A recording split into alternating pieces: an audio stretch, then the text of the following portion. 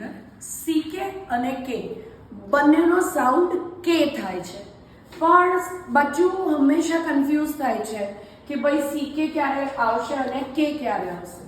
જ્યારે પણ કોઈ પણ વર્ડમાં સીકે પહેલા જ્યારે વોવેલ હશે ત્યારે એ હંમેશા કના સાઉન્ડમાં સીકે આવશે, અને જો ઇફ આગળ કોન્સોનન્ટ હશે તો કે આવશે. આપણે એક્ઝામ્પલ જોઈએ.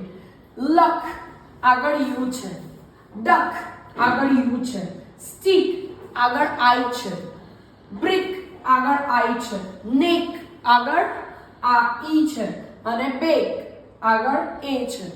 જ્યારે પણ સીકે હંમેશા કના સાઉન્ડમાં ક્યારે આવશે? જ્યારે વોવેલ હશે. હવે આપણે કોન્સોનન્ટનો વાત કરીએ તો કે milk, silk, walk, talk, Frank, Planck, આ બધાની અંદર આપણે જોઈએ છીએ કે કેની પહેલા કોન્સોનન્ટ છે. જ્યારે પણ કોન્સોનન્ટ હશે ત્યારે લાસ્ટમાં સીકે નહીં આવે, કે આવશે.